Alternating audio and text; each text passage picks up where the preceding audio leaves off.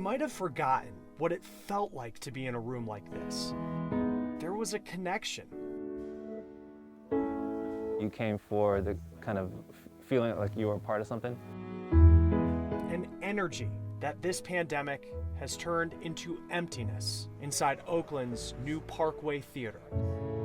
We already, as an independent movie theater, we pride ourselves in having some of the lowest ticket prices around town, and also at the same time paying our employees the most out of a living wage and more than any other movie theater around. So just by that already, like, our margins are really, really narrow. Carlos Cortade is familiar with the script that's been written for theaters like his in 2020. Hundreds have closed. Many will never show films again. Was there ever a point that you worried that this theater would have to close for good? Absolutely, yeah, I think so. But this place is unique. That's easy to see. And right now, being different is invaluable for a business. Unlike a lot of movie theaters around, like, we had the benefit of having a full-size kitchen.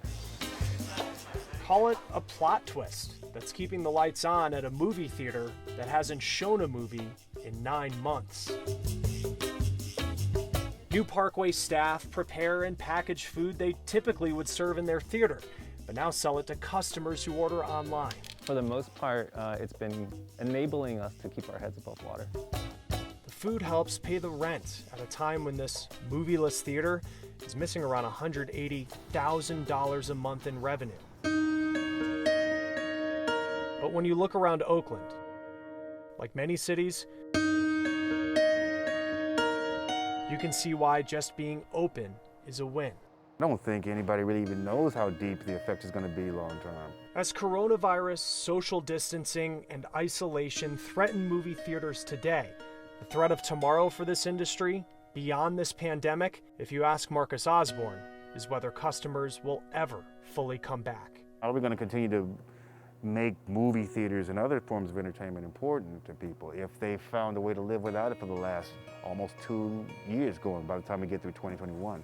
I've heard a lot of people saying that they're not going to come back to the theater, even post-pandemic. The new Parkway says it won't fully reopen until there's a vaccine readily available. It's hard to predict the ending to this pandemic, but like a movie, you can find a moral in the story of businesses like this one, finding a way through it, no matter what.